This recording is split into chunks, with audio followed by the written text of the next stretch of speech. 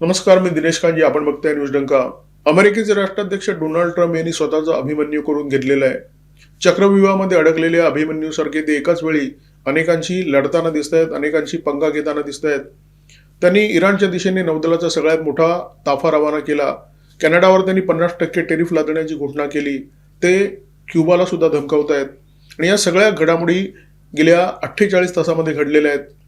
1962 मध्ये अमेरिकेने क्युबाची नौदल कोंडी करण्याचा प्रयत्न केला होता. एकही रशियन जहाज क्युबाच्या दिशेने जाऊ नये म्हणून अमेरिकेने ही कोंडी केली होती. आता 64 वर्षानंतर अमेरिका त्याची पुनरावृत्ती करताना दिसते आहे. एकही तेलवाहू जहाज क्युबाच्या दिशेने जाऊ नये म्हणून अमेरिकेने तेल पुरवठा करणाऱ्या देशांना धमकावलेलं आहे. त्यांनी मेक्सिकोला धमकावलेलं आहे. हे सगळं तुम्ही पाहता तेव्हा तुमच्या मनामध्ये स्वाभाविकपणे हा प्रश्न निर्माण होतो की ट्रम्प हे सगळं करतायत कशाला. मला असं वाटतं की ट्रम्प स्वतःची अब्रू वाचवण्यासाठी हे सगळं करताना दिसत आहेत. अफगाणिस्तानमध्ये अमेरिका जेव्हा तालिबान्यांचा बिमोड करण्यामध्ये गुंतला होता तेव्हा चीनचा वेगळाच कार्यक्रम सुरू होता. चीन जगाच्या प्रत्येक कानाकोपऱ्यामध्ये आपला प्रभाव निर्माण करण्याचा प्रयत्न करत होता. जगातल्या प्रत्येक खंडामध्ये मुसंडी मारण्याचा प्रयत्न करत होता. अमेरिकेचं बॅकयार्ड मानलं जाणाऱ्या लॅटिन अमेरिकेमध्ये चीनने खोलवर मुसंडी मारली, खोलवर आपला प्रभाव निर्माण केला. अमेरिकेच्या जेव्हा हे लक्षात आलं तोपर्यंत खूप उशीर झाला होता. डोनाल्ड ट्रम्प यांनी अमेरिकेच्या राष्ट्राध्यक्षपदाची सूत्र स्वीकारल्यानंतर हा प्रभाव मोडून काढायचा हे त्यांनी मनावर घेतलं आणि त्याची सुरुवात केली त्यांनी व्हेनेझुएलापासून. व्हेनेझुएलाचे राष्ट्राध्यक्ष निकोलस मदुरो यांचं त्यांनी अपहरण केलं. त्यांना डोळ्यावर पट्टी आणि हातात बेड्या घालून अमेरिकेपर्यंत आणलं. त्यांची अक्षरशः धिंड काढली आणि आता त्यांची नजर वळली आहे क्युबाकडे. काही लहान मुलांना सवय असते की एखाद्याच्या मागे गपचूप जाऊन उभं राहायचं आणि अचानक भाव करायचं की जेणेकरून तू घाबरेल आणि मग हा टाळ्या वाजवतो, मजा घेतो आणि हेच त्याचं मनोरंजन असतं. ट्रम्प सत्तेवर आल्यापासून हाच कार्यक्रम राबवत आहेत. ते जगातल्या प्रत्येक छोट्या बड्या देशाला धमकवण्याचा प्रयत्न करत आहेत आणि त्याची घाबरगोंडी उडाल्यावर मजा घेत आहेत. हा ट्रम्प यांचा शौक बनलेला आहे. परंतु ट्रम्प यांच्या धमक्यांचा गेल्या वर्षभरामध्ये इतका अतिरेक झालेला आहे की त्यांच्या धमक्यांचा परिणाम आता बोथट होत चाललेला आहे.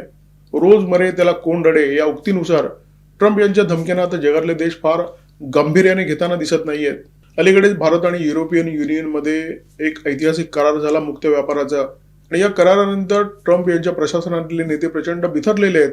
स्वतः ट्रम्प सुद्धा जबरदस्त बिथरलेले आहेत. पंतप्रधान नरेंद्र मोदी यांनी एकही शब्द न बोलता ट्रम्प यांचा एक खूप मोठा पॉवर गेम त्यांच्यावरच उलटवलेला आहे. एकही शब्द न बोलता करेक्ट कार्यक्रम करण्याची ही जी मोदी शैली आहे, हे जे मोदी डॉक्ट्रिन आहे, त्याच्यावर जगातले नेते प्रचंड खुश आहेत. अमेरिकेने भारताला धमकी दिली होती की तुम्ही अमुक तमुक न कराल तर आम्ही तुमच्यावर 500% टेरिफ लादू. भारताने या धमक्यांकडे अजिबात दुर्लक्ष केलं, लक्षच दिलं नाही, उत्तर सुद्धा दिलं नाही आणि भारताने युरोपियन युनियनशी एक खूप मोठा करार केला आणि ट्रम्प यांच्या धमक्यांना चोख उत्तर दिलं. गेल्या अनेक दशकांचा इतिहास जर तुम्ही पाहिला तर तुमच्या लक्षात येईल की युरोपातले देश म्हणजे ट्रम्प यांची तैनाती फौज, ही सगळी तैनाती फौज मोदी यांनी एका फटक्यामध्ये आपल्या पाठीशी उभी केली आणि ही सगळी तैनाती फौज आता ट्रम्प यांच्या विरोधात उभी आहे. ट्रम्प टेरिफचं अस्त्र वापरून भारताला झुकवण्याचा प्रयत्न करत होते, भारताला नमवण्याचा प्रयत्न करत होते. भारताने या मुक्त व्यापार कराराच्या माध्यमातून ट्रम्प यांना चोख उत्तर दिलेलं आहे आणि हे असं जबरदस्त उत्तर आहे की जगाला हे उत्तर म्हणजे एक चपराक वाटते. ट्रम्प यांची फटफजिती झालेली आहे आणि म्हणून ही फजिती लपवण्यासाठी ट्रम्प प्रचंड आदळापाट करतायत, एका पाठोपाठ एक चुका करतायत.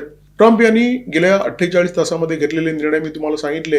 हे सगळे निर्णय भारत आणि ईयूच्या दरम्यान मुक्त व्यापार करार झाल्यानंतरचे आहेत, 27 जानेवारी नंतरचे आहेत. ट्रम्प यांनी त्यांच्या ट्रूथ सोशल या अकाउंटवरून जाहीर केलं की इराणच्या दिशेने आमचं एअरक्राफ्ट कॅरियर अब्राहम लिंकन रवाना झालंय. या अब्राहम लिंकनच्या सोबत खूप मोठा फौजफाटा आहे. ट्रम्प यांचा होरा असा होता की या धमकीनंतर इराण गयावया करेल, आपल्यासमोर नमतं घेईल, लुटांगण घालेल, परंतु तसं काही होताना दिसत नाहीये. त्याच्यानंतर ट्रम्प यांनी क्युबाला धमकी दिली. क्युबाला तेल पुरवठा करणारे जे देश आहेत त्यांना धमकी दिली. गुरुवारी त्यांनी एका एक्झिक्युटिव्ह ऑर्डरवर सह्या केल्या आणि त्यांनी या देशांना धमकावलं, जे देश क्युबाला तेल पुरवठा करतील त्यांच्यावर आम्ही टेरिफ लादू. क्युबा याच्यानंतर नमतं घेईल, लोटांगण घालेल असं ट्रम्प यांना वाटलं होतं, परंतु तसंही झालेलं नाहीये. क्युबाच्या राष्ट्राध्यक्षांनी ट्रम्प यांना अत्यंत करारी उत्तर दिलेलं आहे. जगातल्या काही लोकांना सतत चमकण्याचा शौक असतो, सतत आपण प्रकाश शोधत राहिलं पाहिजे अशी त्यांची अपेक्षा असते. त्यामुळे सतत चर्चेत राहणं, चमकत राहणं, त्याच्यासाठी जे जे उद्योग करावे लागतात तसे सगळे उद्योग ही मंडळी करत असतात. ट्रम्प यांचं तसंच आहे. त्यांना सतत चर्चेच्या केंद्रस्थानी असायला आवडतं आणि जेव्हा त्यांच्याकडून फोकस दुसरीकडे वळतो तेव्हा ते प्रचंड अस्वस्थ होताना दिसतात. भारत आणि ईयू यांच्या दरम्यान जेव्हा मुक्त व्यापार करार झाला तेव्हा जगाचा सगळा फोकस पंतप्रधान नरेंद्र मोदी यांच्याकडे वळला. हा फोकस आपल्याकडे वळून घेण्यासाठी ट्रम्प यांनी पुन्हा एकदा नव्या घोषणा केल्या, नव्या धमक्या दिल्या, जगातल्या काही देशांना चेपण्याचा प्रयत्न केला. युद्धाचं जे भाषाशास्त्र असतं त्याच्यामध्ये प्रिसिशन स्ट्राईक नावाचा एक शब्दप्रयोग केला जातो. प्रिसिशन स्ट्राईक म्हणजे काय असतं? तुम्हाला शत्रूच्या ठिकाणावर हल्ला करायचा आहे, ज्या ठिकाणी तुम्हाला हल्ला करायचा आहे तिथेच हल्ला करणं म्हणजे प्रिसिशन स्ट्राईक म्हणजे अचूक हल्ला. आपल्या ब्रह्मोसने अशा प्रकारचा हल्ला ऑपरेशन सिंदूरच्या काळामध्ये अनेक ठिकाणी केलेला आहे. स्नायपरने अशा प्रकारे हल्ला केला जातो म्हणजे एखाद्याला जर टिपायचं आहे, त्याच्या डोक्याच्या मधोमध गोळी घालायची आहे तर स्नायपरचा वापर अशा प्रकारच्या हल्ल्यांसाठी केला जातो.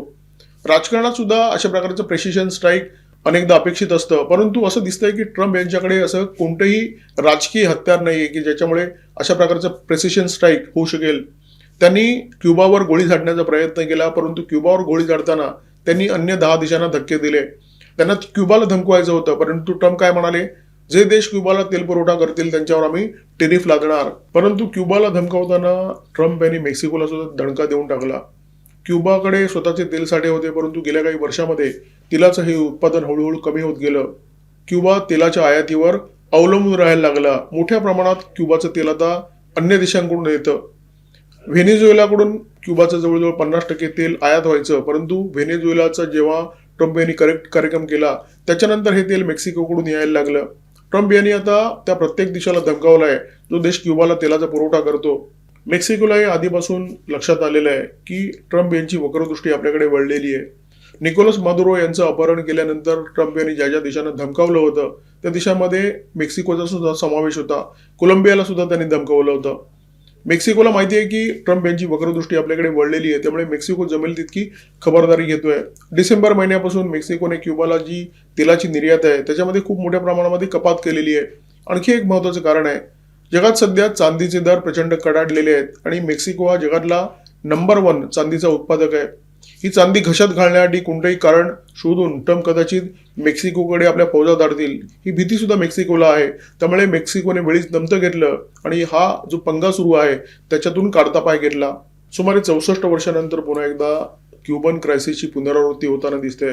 दुसऱ्या महायुद्धानंतर अमेरिका आणि रशियामध्ये शीतयुद्ध सुरू झालं होतं आणि त्याच काळामध्ये साधारण 1959 मध्ये क्युबामध्ये कम्युनिस्ट क्रांती झाली आणि तिथे फिडेल कॅस्ट्रो हे नेतृत्व उदयाला आलं. फिडेल कॅस्ट्रो यांच्यावर क्युबाच्या राष्ट्राध्यक्षपदाची जबाबदारी आली आणि ही जी घटना आहे ती अमेरिकेला अजिबात सहन झाली नाही.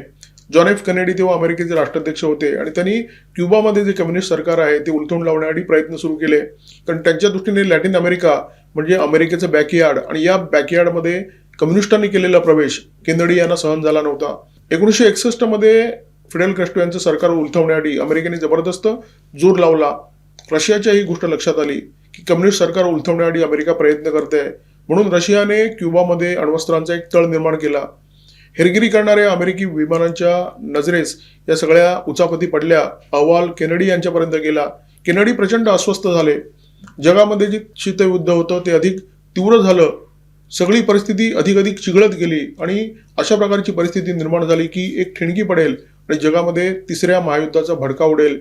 परंतु जगाच्या सुदैवाने या दोन्ही देशांनी एकमेकांमध्ये बोलणी केली, चर्चा केली आणि एक करार केला. या कराराच्या अंतर्गत क्युबामध्ये जो अण्वस्त्रांचा तळ रशियाने निर्माण केला होता तो तळ नष्ट केला जाईल, ती अण्वस्त्र मागे घेण्यात येतील आणि अमेरिकेकडून असं आश्वासन देण्यात आलं की अमेरिका पुन्हा क्युबामध्ये सत्तांतराचा प्रयत्न करणार नाही, फिडेल कॅस्ट्रो यांच्या सरकारला धक्का लावण्याचा प्रयत्न करणार नाही. लॅटिन अमेरिकेमध्ये जो कॅरेबियन बेटांचा समूह आहे त्या समूहातला एक छोटासा देश म्हणजे क्युबा अत्यंत मुठभर असा देश आहे आणि ट्रम्प यांना धमकावण्यासाठी सोयीचा, कारण असे छोटे देश आता त्यांच्या धमक्यांना कदाचित भीक घालतील असं त्यांना वाटतंय. ट्रम्प यांनी क्युबाची तेलकोंडी केलेली आहे. जगातल्या देशांना त्यांनी धमकावलेलं आहे की क्युबाला तुम्ही तेलाचा पुरवठा करायचा नाही, कारण कदाचित अमेरिकेच्या गुप्तचरांनी अमेरिकेपर्यंत ही माहिती पोहोचवलेली आहे की क्युबाकडे सध्या फक्त 15 दिवस पुरेल एवढा तेलाचा साठा आहे. एकदा तुमची ऊर्जा कोंडी केली तर सगळा तुमचा देश ठप्प व्हायला वेळ लागत नाही. तुमच्या शेतीची कामं ठप्प होतात, तुमची हॉस्पिटल ठप्प होतात, प्रत्येक गोष्ट ठप्प होते आणि याच्यातून एक जनक्षोभ निर्माण होतो. याच्यातून तुमच्या अर्थकारणाला ग्रहण लागतं आणि त्याच्यातून सुद्धा एक वेगळा जनक्षोभ निर्माण होतो. याचा सगळ्याचा फटका क्युबाच्या सरकारला बसेल आणि तिथे सरकारची परिस्थिती वाईट होईल. कदाचित हे सरकार कोसळेल असा कदाचित ट्रम्प यांचा हिशोब आहे आणि त्याच्यामुळे ते हातपाय धुवून क्युबाच्या मागे लागलेले आहेत. सत्तेची सूत्र हाती घेतल्यानंतर डोनाल्ड ट्रम्प यांनी जगावर जे दादागिरीचं राजकारण लादलंय ना, त्याचं एक पॅटर्न लक्षात घेण्याची गरज आहे. ट्रम्प काय करतात, एकेका देशाकडे मोर्चा वळवतात आणि त्या देशाची आर्थिक कोंडी करण्याचा प्रयत्न करतात. जशी कोंडी इराणची करण्यात आलेली आहे, रशियाची करण्यात आलेली आहे, व्हेनेझुएलाची करण्यात आलेली आहे. आणि एकदा ही कोंडी करून त्या देशाला गुढेवर आणण्याचा प्रयत्न करायचा, त्या देशामध्ये जनक्षोभ निर्माण होईल अशा प्रकारचा प्रयत्न करायचा, त्या देशाचं अर्थकारण कोसळेल अशा प्रकारचा प्रयत्न करायचा आणि त्या देशामध्ये अराजक निर्माण करण्याचा प्रयत्न करायचा. एका बाजूला रशिया, व्हेनेझुएला आणि इराणवर त्यांनी तेल विकू नका म्हणून निर्बंध लादले आणि दुसऱ्या बाजूला भारतासारखे देश जे ऊर्जेवर, आयात तेलावर खूप मोठ्या प्रमाणामध्ये अवलंबून आहेत, त्यांची तेलकोंडी करायची. त्यांना सांगायचं की तुम्ही स्वस्त तेल विकत घ्यायचं नाही, म्हणजे तुम्ही महागडं तेल विकत घ्यायचं आणि तुमच्या अर्थव्यवस्थेची वाट लावून घ्यायची. ही ट्रम्प नीती आहे, हा ट्रम्प यांच्या राजकारणाचा पॅटर्न आहे. जो देश त्यांना नकोसा आहे, ज्या देशाचा नेता त्यांना नकोसा आहे, त्या नेत्याची अशा प्रकारे कोंडी करायची आणि त्याला पूर्णपणे गुडघ्यावर आणण्याचा प्रयत्न करायचा, त्याला लोटांगण त्याला घालावं लागेल अशा प्रकारची परिस्थिती निर्माण करायची.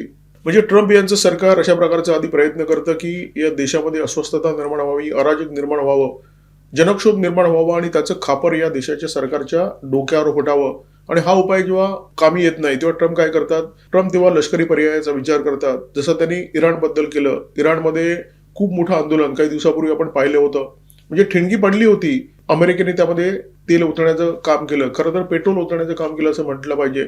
प्रचंड मोठा वणवा पेटला, परंतु हे जे आंदोलन ज्या वेगाने वाढलं होतं त्याच वेगाने शांत झालेलं दिसतंय. आता इराणमध्ये कोणत्याही प्रकारचं आंदोलन सुरू नाहीये. तेव्हा अमेरिकेने काय केलं, तेव्हा अमेरिकेने लष्करी धमकी दिली. अब्राहम लिंकन हे जे विमानवाहू जहाज आहे ते इराणच्या दिशेने पाठवलं. काही महिन्यापूर्वी ट्रम्प यांनी प्रचंड गाजावाजा केला होता की आमची B-2 बॉम्बर विमानं कशी आकाशामध्ये झेपावली आणि त्यांनी इराणच्या फोर्डो या आण्विक तळावर कसा हल्ला केला आणि हा आण्विक तळ कशा प्रकारे बेचिराग केला. परंतु आता अमेरिकेला उपस्थिती झालेली आहे की हा तळ काही बेचिराग वगैरे झालेला नव्हता. इराणची अणुसज्जता कायम आहे आणि ही अणुसज्जता मोडीत काढण्यासाठी आता अमेरिका पुन्हा एकदा लष्करी पर्यायाचा विचार करतोय. परंतु तिथे सुद्धा अमेरिकेची गोची झालेली दिसते. रशियाने या प्रकरणी हस्तक्षेप केलेला आहे. रशियाच्या सरकारचे जे प्रवक्ते आहेत डिमिट्री पेस्कॉव यांनी स्पष्ट इशारा दिलेला आहे, जर अमेरिकेने इराणवर हल्ला करण्याचा प्रयत्न केला तर त्यामुळे आखातामध्ये अराजक माजेल आणि याचे गंभीर परिणाम भोगावे लागतील. आता गंभीर परिणाम कोणाला भोगावे लागतील हे पेस्कॉव यांनी सांगितलेलं नाही, रशियाने सुद्धा स्पष्ट केलेलं नाहीये. परंतु राजकारणाची भाषा ही अशीच असते, ही भाषा बिटवीन द लाईन्स असते आणि ट्रम्प यांना रशियाचा हा इशारा व्यवस्थित कळलेला आहे. त्यामुळे ट्रम्प प्रचंड मोठ्या दुविधेमध्ये सापडलेले आहेत. मोठा गाजावाजा करत त्यांनी अब्राहम लिंकन हे विमानवाहू जहाज इराणच्या दिशेने रवाना केलं. जर इराणवर कोणत्याही प्रकारे हल्ला न करता हे जहाज माघारी येतं तर अमेरिकेची प्रचंड मोठी बेइज्जती होते आणि ट्रम्प यांचं तोंड काळं होतं. ट्रम्प यांची परिस्थिती करे तो क्या करे अशा प्रकारे झालेली आहे आणि ट्रम्प आपल्या बेइज्जतीला प्रचंड घाबरतायत, कारण रशिया तिथे उभा आहे. इराणवर कोणत्याही प्रकारे कारवाई करण्याचा प्रयत्न केला तर रशियामध्ये पडणार याच्याबाबत आता ट्रम्प यांच्या मनामध्ये कोणत्याही प्रकारचा संशय उरलेला नाहीये आणि त्याच्यामुळे ट्रम्प यांनी मध्यम मार्ग काढलेला दिसतो. ते म्हणतात चला इराणवर हल्ला करता आला नाही तर नाही आला, किमान क्युबाला तर धमकावू, कारण क्युबा हा मुठभर देश आहे आणि क्युबाचं लष्करी सामर्थ्य एवढं नाहीये, इराणचं त्याच्या तुलनेने खूप जास्त आहे. तर क्युबाला धमकावणं सोपं आहे, क्युबाला चेपणं सोपं आहे आणि क्युबाला जर धमक्या दिल्या, क्युबाच्या जर आर्थिक नाड्या आवडल्या तर कदाचित आपली जी बेइज्जती इराणमध्ये होती आहे, आपली जी बेइज्जती भारत आणि यूच्या करारामुळे झालेली आहे, त्या बेइज्जतीकडून थोडंसं जगाचं लक्ष वळेल. जग काही काळ क्युबाचा तमाशा बघेल आणि आधीचा जो तमाशा झालेला आहे, आधी आपले जे धिंडवडे निघालेले आहेत त्या धिंडवड्यांकडे दुर्लक्ष करेल. या धिंडवड्यांचं कदाचित त्यांना विस्मरण होईल. जेव्हा वाईट दिवस सुरू असतात तेव्हा तुम्हाला प्रत्येक ठिकाणी तोंड काळं करून घ्यावं लागतं, प्रत्येक ठिकाणी तुम्हाला तोंडावर आपटावं लागतं. इराणमध्ये तर तोंड काळं होणारच आहे. रशियाच्या धमकीनंतर, म्हणजे रशियाने जो इशारा दिलेला आहे त्याच्यानंतर ही बाब स्पष्ट झालेली आहे. परंतु क्युबामध्ये सुद्धा ट्रम्प यांना यश मिळण्याची शक्यता खूप कमी आहे. क्युबाचे राष्ट्राध्यक्ष मिग्वेल डियाज कॅनल यांनी ट्रम्प यांना अत्यंत करारी प्रत्युत्तर दिलेलं आहे. त्यांनी असं म्हटलंय की क्युबा हा स्वतंत्र देश आहे आणि आम्ही काय करायचं हे तुम्ही ठरवू शकत नाही. आणि या उत्तरामुळे स्पष्ट आहे की क्युबा ट्रम्प यांच्यासमोर झुकणार नाहीये. क्युबाचा इतिहास तसा नाहीये. क्युबा हा फिडेल कॅस्ट्रोचा देश आहे आणि हा फिडेल कॅस्ट्रो नावाचा जो नेता होता क्युबामध्ये, तो नेता कधीही अमेरिकेच्या समोर झुकला नाही, वाकला नाही. अमेरिकेच्या डोळ्यात डोळे घालून हा नेता कायम बोलत राहिला.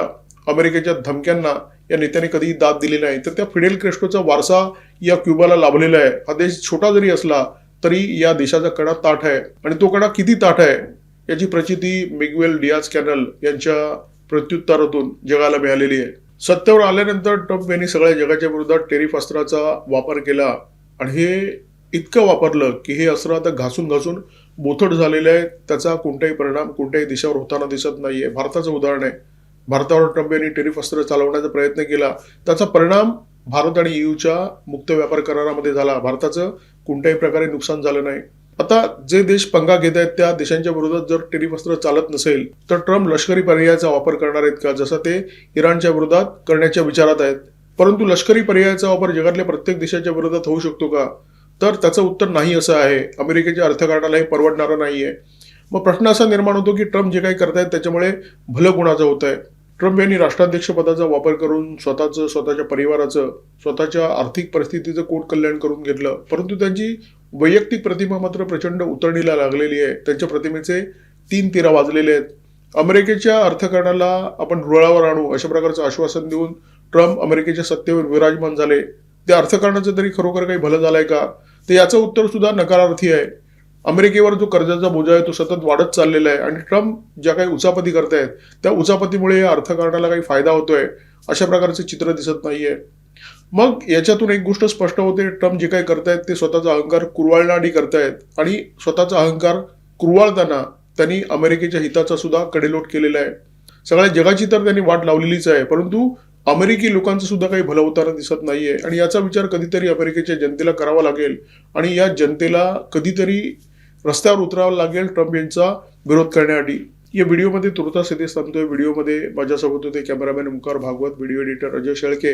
व्हिडिओ जर आवडला असेल तर लाईक करा, शेअर करा, कॉमेंट बॉक्समध्ये भरभरून व्यक्त व्हा. सबस्क्राईब करा न्यूज डंक आणि बेल आयकॉन दाबायला विसरू नका. नमस्कार, धन्यवाद.